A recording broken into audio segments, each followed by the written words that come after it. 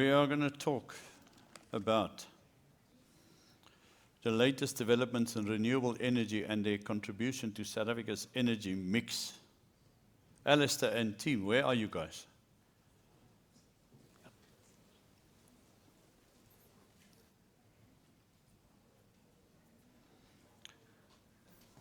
There are steps here, guys. You young people, I mean, you step up there. I mean, the older people, for the older people, there are steps here, eh?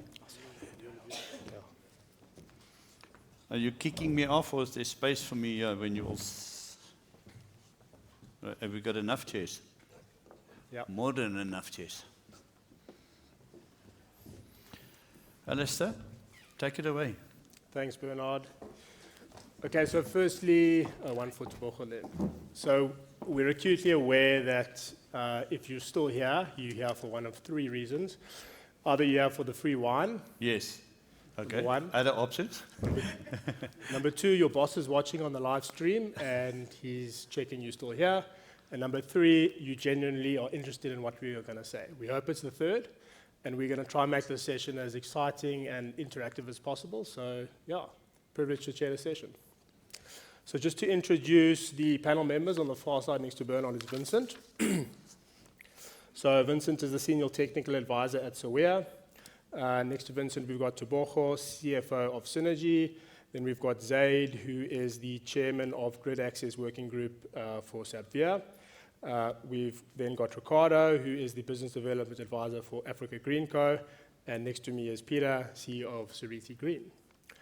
Then just to introduce myself, Alastair Muller, Partners in Performance.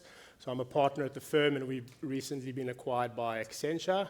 And the capabilities of our two firms merging is quite an exciting prospect, and I think quite a powerful offering for our clients.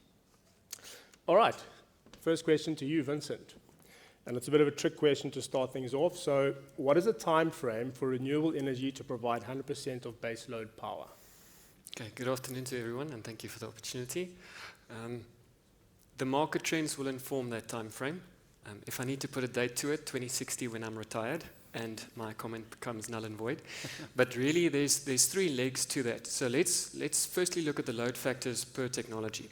If you look at NERSA's REAP IPP performance report for 2024, wind coming in at 37%, solar PV 25%, CSP 30%. You've got biomass and hydro giving you above 50%.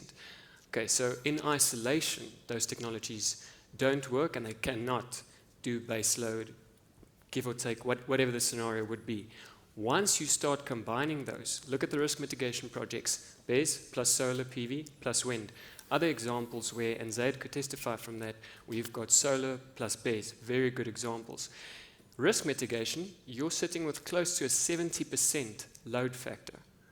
Coal plants in South Africa operate 65 to 75% load factor. So it's possible and it's happening, but the time needs to tell.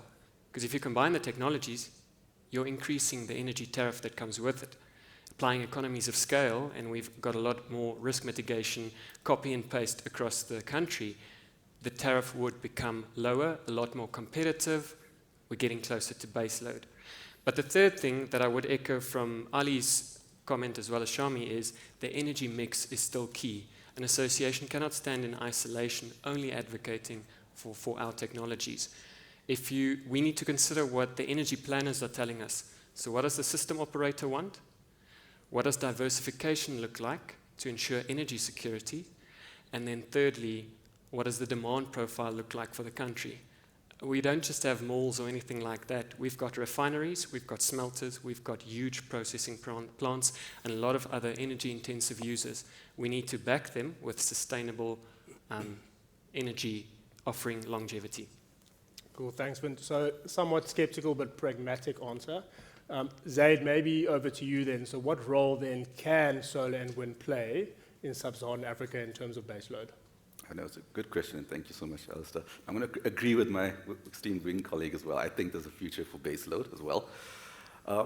This intermittency question has always been plaguing the renewable energy industry since day one. We're not shy about it. We're not, don't hide it. We just have to confront it.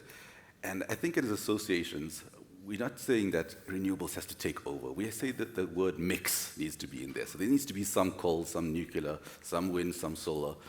But to get to the core point of the question, Alastair, is there going to be baseload renewables? I think there is going to be one day. When the sun doesn't shine and the wind doesn't blow, there's no power going to be generated. We can't get away from that fact. But in South Africa, we're blessed. We have a lot of sunshine, a lot of wind, and sometimes the sun shines during the day and we get a peak demand, and generally our wind farms tend to perform well in the evenings and the days to get the evening and the morning peak. That alone is not going to solve the baseload problem.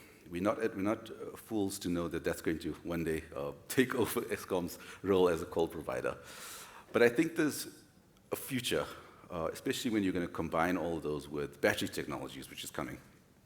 So I always think when we started the renewable energy industry in earnest like 10 years ago, prices were very low, very, very high. Everything was expensive, and they needed the REA program to kickstart wind and solar in South Africa. And several REA rounds later, the private sector took off, and we have some of the cheapest energy from wind and solar in the world. We are actually at the same point, but getting there faster on battery storage. So a lot of people don't know that battery storage, the REAP, or the Energy Storage Program, launched last year. And that really kickstarted energy storage in a big way in South Africa. And prices are coming down. And I know in my day job, I'm seeing a lot of hybrid plants starting, like Vincent mentioned. And I think from next year, we're going to start seeing a play for wind and solar, or solar and BESS, to take off some of the slack from the coal plants and the peaker plants as well. So it is coming. Elsewhere in Africa, where there isn't a backup grid, they're already doing it. Tariffs are high, but it's only the beginning. As the price comes down, that base load will become more affordable in more mature markets like South Africa as well. Diplomatic answer as well. Yeah, thanks, Ed. So let's talk grid capacity. It's come up a lot today. How is this affecting the IPPs, and what action needs to take place in order to unlock that capacity? It's a good question, and it's the most important question. I think if you ask anybody in renewables, they're going to ask you, what's your biggest problem? They're going to tell you, grid access, grid access, grid access. There's just not enough grid. Is that a problem? It is a problem. It is a challenge to solve. And a lot of people try and use that against renewables and say that, there's no grid, now we can't have renewables. But I think as associations, we say it's actually a good thing. It's a sign of maturity that we're starting to add more capacity onto the grid, and we're running up against the challenge where we need to add more infrastructure to back it up. Other countries in the world have also got to the same point as we did. So we're catching up with the rest of the world as well. And grid capacity is a problem in South Africa, and as associations, I think we're trying to engage to help Eskom capacitate them. For them to upgrade their infrastructure with its substations, overhead lines, deep upgrades, MTSs. It's going to come. And we're quite positive as well, because there's a lot of talk from the IPP office and the DMRE about launching private sector participation in grid infrastructure. And I think once that comes, private sector will do its part, come to the party, and grid access will eventually become unlocked. Is it going to happen in the short term? No, I wish it would. But at the moment, it's something that the private sector is dealing with. I think some of the things we, as associations, want to help solve, for example, are interim capacity allocation rules and grid access, make that easier and more streamlined, de-risk it so lenders like it a little bit better, as well as make it more investor-friendly for the private sector. There is hope on the horizon. I think towards the end of the year, we're looking to see an RFP launched, hopefully, and get the same success story from REAP repeated in the transmission space as well. Brilliant, thanks, Ed. Okay, so Ricardo, over to you. So let's expand a bit on that. What are the policy reforms that are needed to fast-track not only renewables, but also unlocking the grid? Thank you, Alastair, and good afternoon, colleagues and everyone. I think today was a discussion that reflected already much on policy and the shortcomings, where we need to align, where there's misalignment, and how we can overcome that. I think for me, what's important is that implementation part and getting the sequencing right. I think it was Deepak who said that the international community is putting a lot of faith in South Africa when it comes to our ability to marry what the real requirements are for climate change, but also, on the other hand, the scale and pace at which we transition to renewable energy. So I think the answer lies in all of that.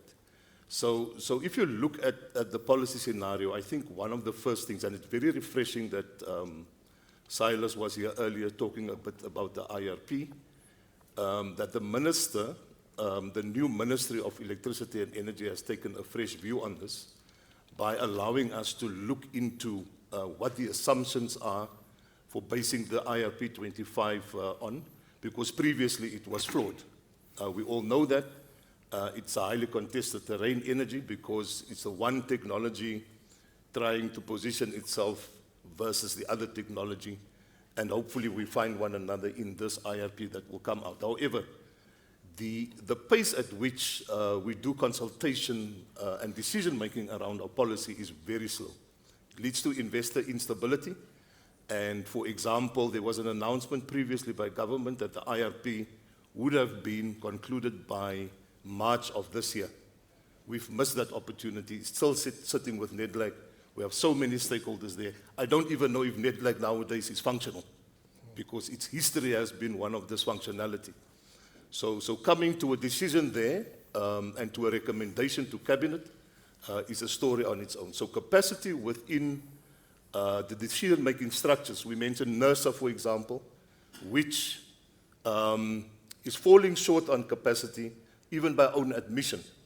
NERSA has not written trading rules. It is only going out now on a process of writing rules for energy trading. As an energy trader, Africa GreenCo takes a keen interest in this. So the rules have not been there.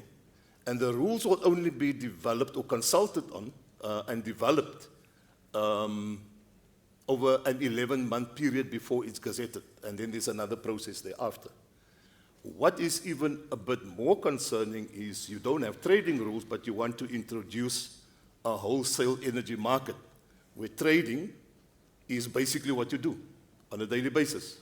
So you don't have the rules. You want to set up a market and launch it. Sorry, James is not here. He left the room. But I don't know how realistic it becomes in a scenario where the regulator has not written the rules. Now even the 11-month target is a stretch, because it has extended, I think, today or yesterday, the appointment of an independent market advisor to advise NERSA on this. So I don't know, there's a bit of a disjuncture, in fact, maybe a gaping one, between what's happening with the market rules and at the same time the launch of the electricity market. Even more concerning, we're developing all of these things. I have the misfortune of sometimes dealing with municipalities. I come from that sector in a previous life. So I've presented last week to some municipalities on the role of electricity traders, as well as the benefits of this wholesale energy market that is coming. And most of them, and this was the Western Cape chapter, which normally is considered more advanced in terms of what's happening in the market, trying out new things, etc. But even they didn't know much about SAWEA. There were those who didn't know anything at all. And yet they are defined as a market participant in the market code, as a balanced responsible party, something that is very critical in the functioning of that market and the system itself. So it does become a concern if municipalities, which is supposed to carry over the benefit, the cost benefit of a competitive market, if they do not know what to do. Tomorrow, I'm leaving tomorrow morning early to address a grouping of Eastern Cape municipalities. I don't know to what extent they've been left behind. Now those are municipalities, but at an apex level, if you engage with parliamentarians, the standing or the portfolio committee, it's even more disconcerting. They have no clue as to what is happening in this space. So yes, the content of the policy is not the problem. A lot of it is well written, well drafted, well considered. But I don't think it has taken account of key stakeholders, the capacity that is in the economy, and those are the factors that play an important role with regards to implementation. So lack of awareness, alignment across the industry is an important gap which needs to be closed. We'll touch a bit more on that later in the session, but that links nicely to a question for you, Peter, and maybe you can pull up the Slido, please. Is the reprocess and allocation of generation capacity to provide private companies working efficiently? And whilst Peter's thinking about an answer to that, he has promised to speak his mind, so go for it. Well, it's a very simple answer, no. So, the REAP program was a fantastic program for the first 3 years. High prices, a market where no one knew anything, there were no skills, there was no finance. How would communities react to these big things that came along and all the trucks on the road and all of that? Since we had the 7-year hiatus in projects, the REAP program is defunct. It's now for cheap solar. I don't know how projects make any IRR. The miners in the house, please laugh. I mean, you're banking projects at 11, 12% IRRs if you're doing 50-cent solar. The risk is just so large with all the community upheaval and all that other risk that you take. To make 10 or 11% is crazy. So the private sector is doing a fantastic job without the REAP process. And the REAP process needs to be repurposed to focus on transmission and battery storage, the things of the future, where we need government support and circa subsidies. But we should not continue with the REAP program at all. The private sector is working well. We need to get government out of the way. We need to get grid allocation rules that work. Our budget quote that we received last week, I should have put it on a Slido. We applied for it February 2021, right? And we got it last week. And we pay Eskom a privilege of 21 million rand and then 180 million rand guarantee for that, right? So we're all in for 200 million, and it took 4 years, and that holds up a 5 billion rand investment, right? We have 25 billion to deploy in Mpumalanga for wind farms, and we can't get budget quotes. So it's really that simple. And REAP doesn't help. Winning the REAP doesn't help you get your grid allocation.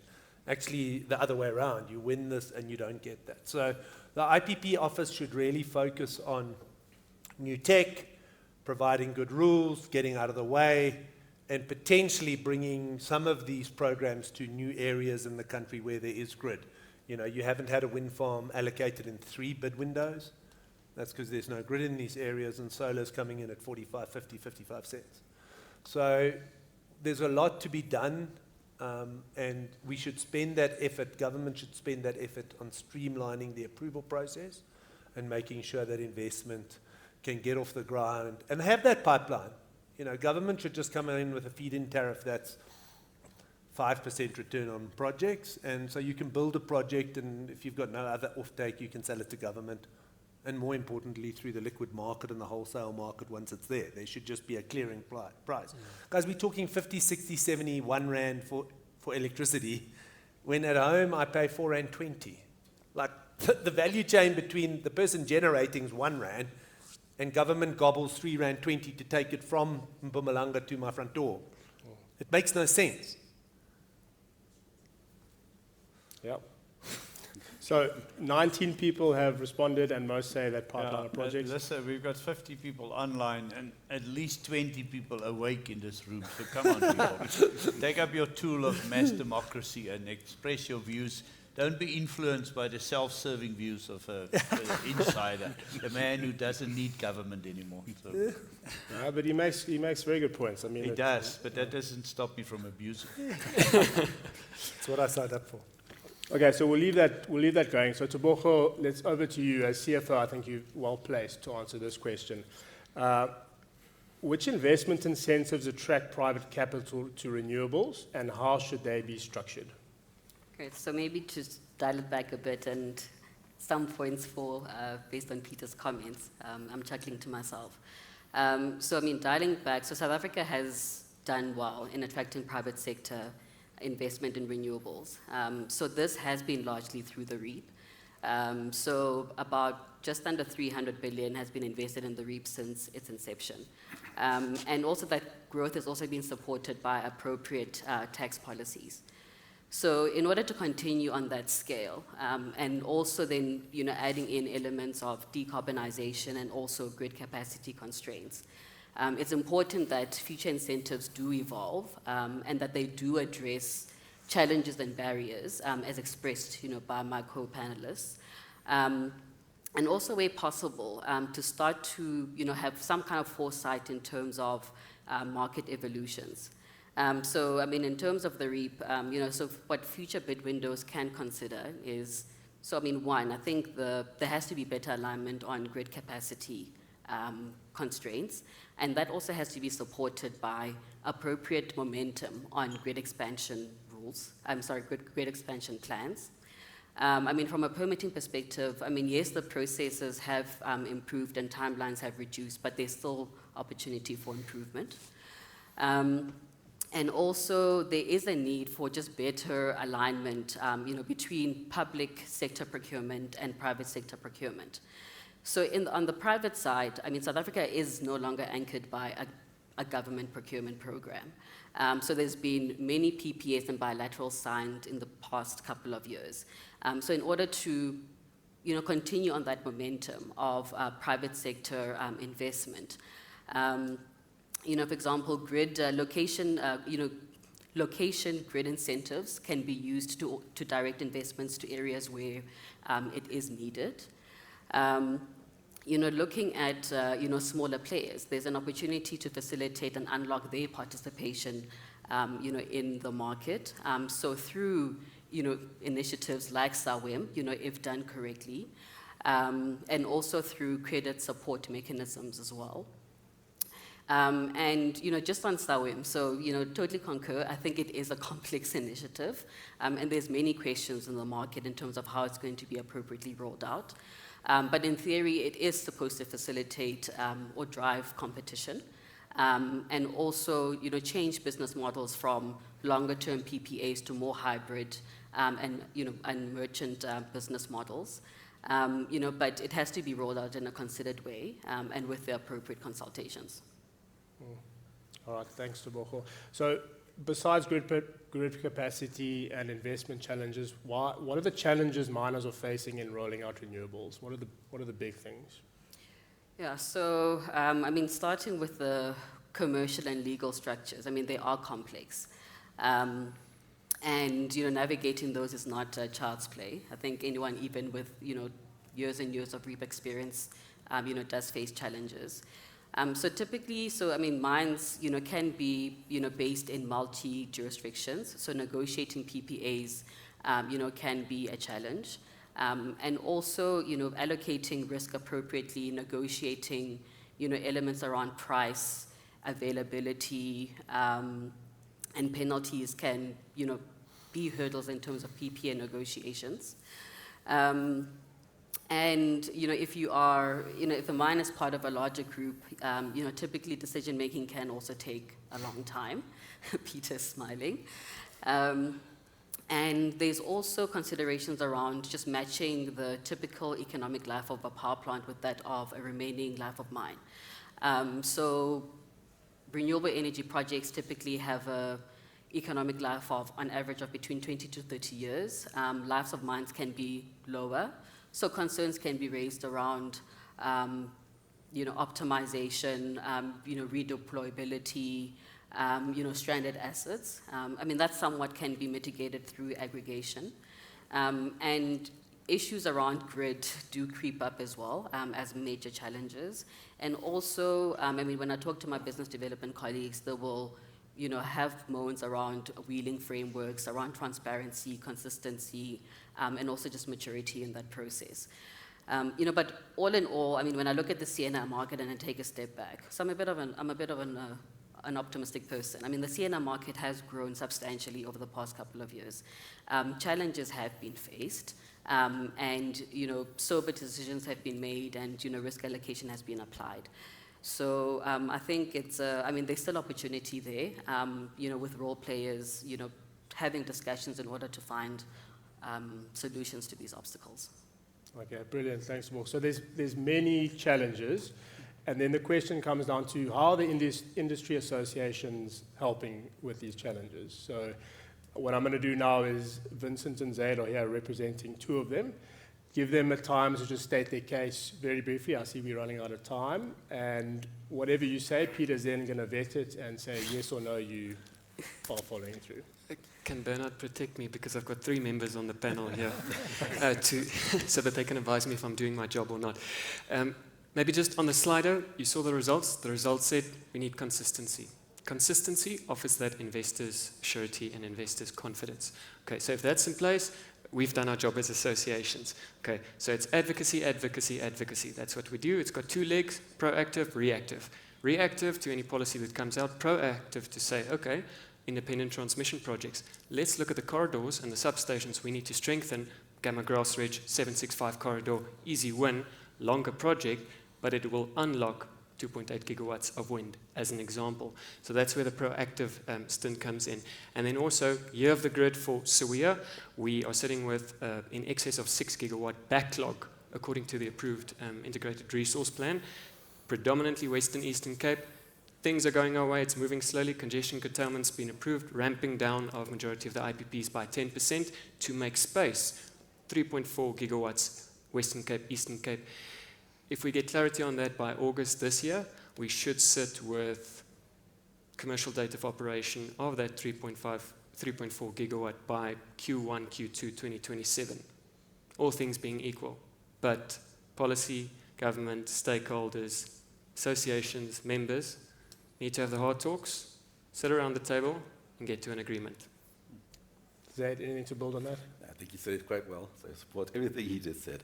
Look, I think there's a place for associations, and it's a thankless job. And as someone who's been doing this since REAP Round 1, dealing with Eskom isn't always easy, and it's also a lot of misunderstanding. And I think associations play a role behind the scenes that people don't realize. It's not just IPPs, for example, or stakeholders in this. It's government. It is Eskom. It's manufacturers, etc. And associations play a really important role in making sure that their voices are heard, not only with IPPs, not only with Eskom, but all the way up to the presidency. And I know our CEO at SAPVIA takes a lot of these unknown voices, the voices for the smaller IPPs, and speaks on their behalf as well. Then there's also a plethora of initiatives that come across from SAPVIA and SAWEA, which a lot of people don't realize is run by volunteers. And often the work gets put in and Eskom publishes a paper. But there was countless hours and many experts who advised for free in their own time to do it. And I know IG car isn't perfect, Peter, but it's better than was nothing happened before. But that was a success story from SAPVIA and SAWEA, that if we didn't intervene when the round 5 and 6 failed, we would be still in the chaos of no rules. So we got imperfect rules, which was championed by SAPVIA, SAWEA, and other associations. There's a role to play. And when there's a call from industry, there's always 1,000 opinions, and a lot of the value can get lost in the noise. And I think this industry associations do a good job in filtering that, finding consensus, finding common ground, and putting those things forward. And I don't want to go too on about it, but there's lots of initiatives. For example, SAPVIA and SAWEA contribute to discussions with NECOM and with the presidency, through the South African market reforms, etc., which our colleagues spoke about. But I think other initiatives, I've literally helped them run initiatives now for the National Renewable Energy Grid Survey, which Eskom itself has admitted is one of their key documents for the TDP to plan upcoming transmission. This was championed for free by the industry associations to take forward, to pull industry together and help Eskom solve this problem. So I think there's a lot of positive contributions that are not overlooked, but sometimes goes unnoticed. But we're always there in the background to push the agenda, to speak for the industry. And at the end of the day, we want what's best for everybody. It's not just for our own members or one party only. Yeah. Okay, so points all noted. Peter, in the ideal world, what could they do better? What would you appreciate? Look, as members of five of these associations that we put money and time into, they're too timid. There's too many egos. They don't work together as one association, and they really need to get together. It's exactly like the junior miners were speaking to panel. Like, there's too many egos in the room. Oh, I must speak to NECOM. No, I must speak to NECOM. Oh, I'm the brainiest in the room. At the end of the day, it's the members, which again, I'm a member of 5 of these, saying the same thing to these people, and then it's just egos. Are there 5? No, there's a lot more. I only can fund 5. Sorry, Bernard. So, Are you serious? Yeah, there's so many, you know. So, you know, that is a challenge. We need a single voice, whoever it is. I don't care. Fight to the death with a sword. But like, let's get to the point where there's one voice, because at the moment, Silas stands there, and when Silas phones the associations, he phones 8 different people and 8 different opinions, and then he discards all 8 of them. Yeah, you can play that. Right? much, yeah. So the association should get in a room, and these are our lines. You take wind, you take solar. Who's taking grid? Who's dealing with NECOM? Who's dealing with BUSA?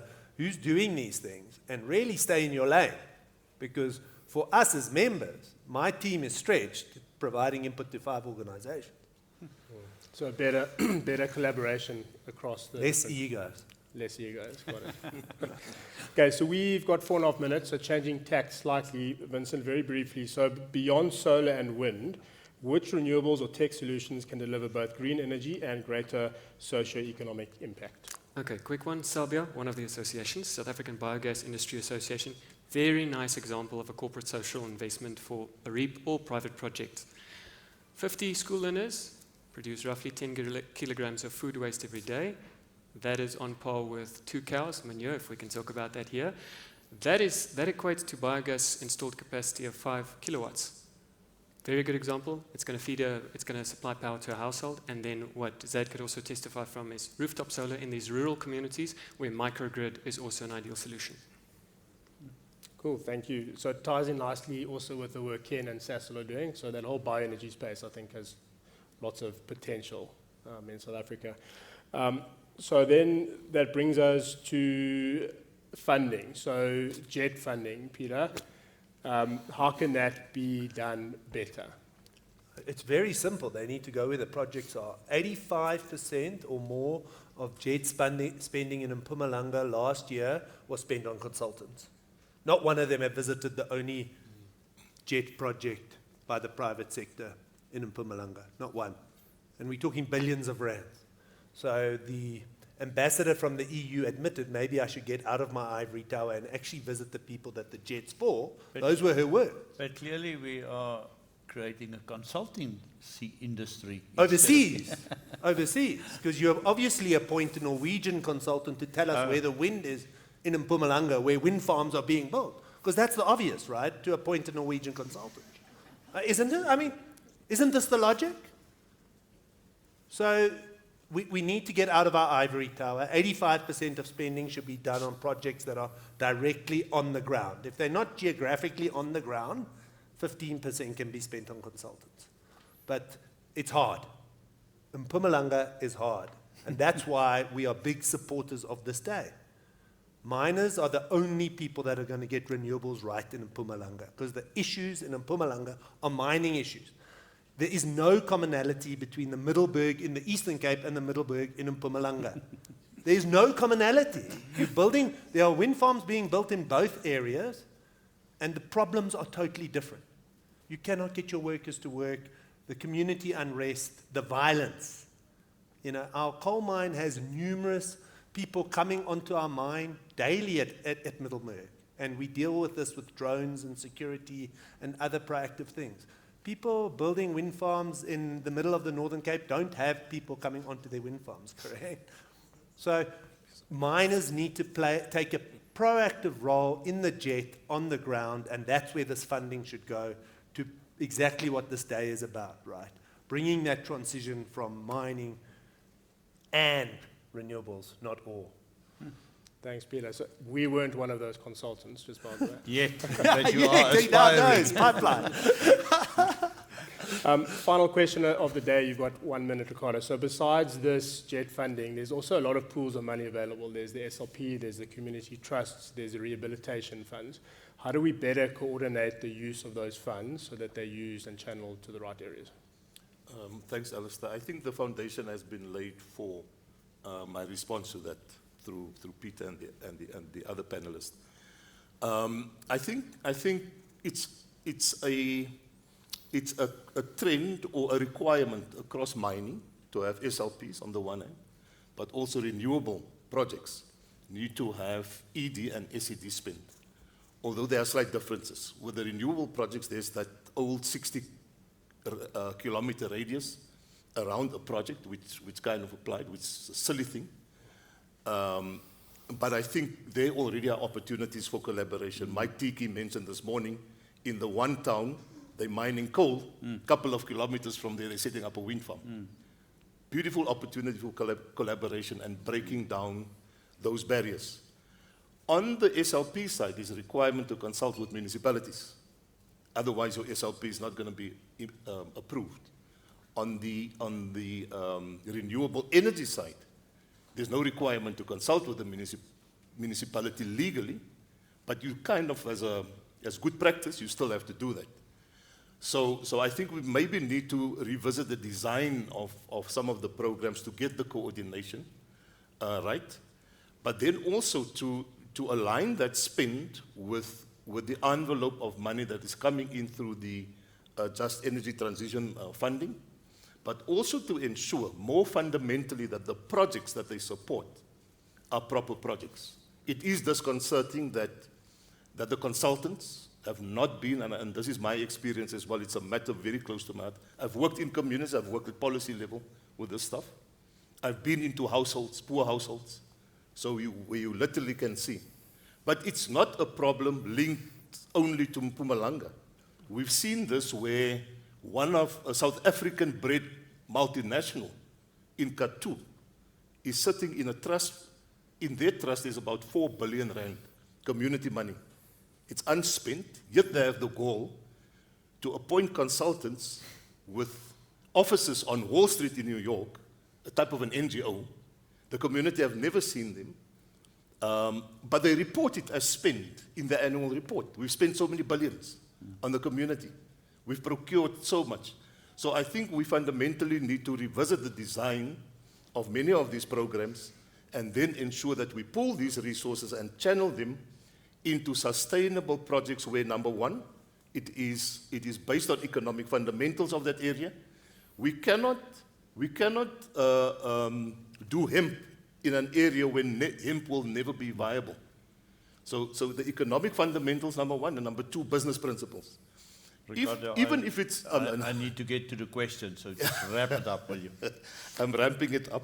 I don't want to stand between you and the wine. But in any case, finally, it's those business principles which are inviolate if we're going to make a success of the just energy transition, to ensure that we don't waste money in a context that is resource poor. We cannot duplicate, we cannot waste. So it becomes very important that your brokers are honest and your principles are sound. Tebogo, I'm going to interrupt him with a question to you, because this man is passionate about what he's passionate about. There are two questions that speaks to funding. The one question is about, is there adequate international funding provided to South Africa? If not, why not? And then there's a question about the IRRs. Are you getting the similar IRRs between the old fancy REAP? Did I say REAP? There was some REAP involved in those projects, window 1 and 2, but let me rephrase it, REAP. How does the sort of private renewable projects compare with the original REAP projects? So talk a little bit briefly about funding. Is there enough, and how the returns looking now? Great. I'll start with the returns, and I think Peter said it earlier. So, so the return profile has dropped.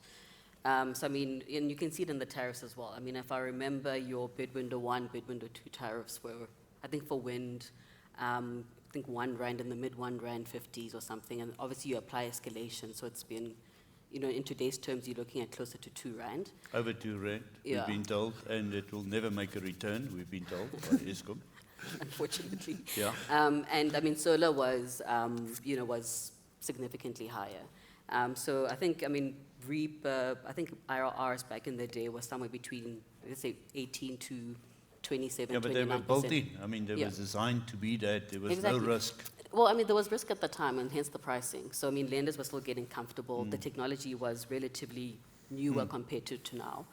So hence why you had those dynamics.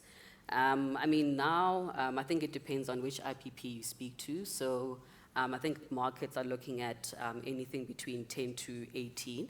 And there is interesting gymnastics that people are doing in order to bolster returns.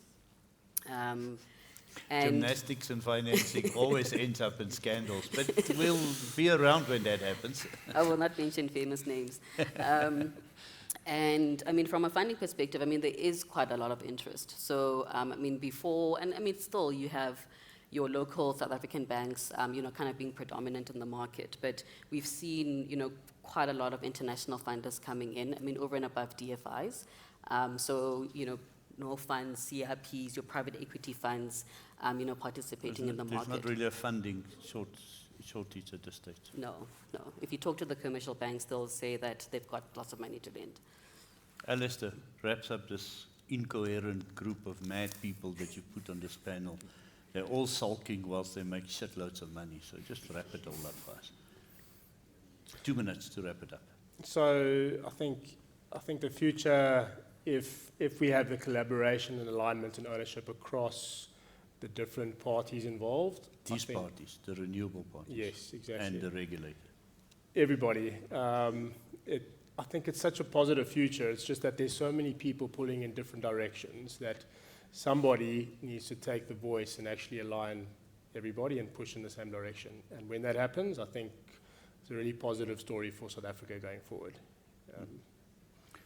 Ladies, gentlemen, again, I've learned so much from you guys. Thank you very much. I know for you it's probably not as new. I have really, really learned a lot from this conversation. And hopefully some of our audience and online audience, we've still had over 40 people online. They don't get wine, so there's more for us now. Thank you very much, final panel. It's a tough shift. You did well. We're inviting Peter back for the friction he causes here at the end. The beautiful warmth. We have all earned a drink. Paula and your team, I really want to thank you once again. You bring from coal miners to mad people, or not you guys, obviously, other people.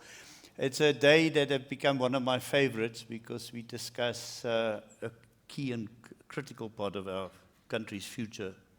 It's the, will we have the energy? Will it be renewable, sustainable, and affordable? And I think we've seen many of the parts of that solution being exposed today, and the challenges. So thank you, Paula and team. Well done, as always. Final panel, you've made me want a glass of wine. Jeez. Baie dankie, everybody. Thank you very much. Sir.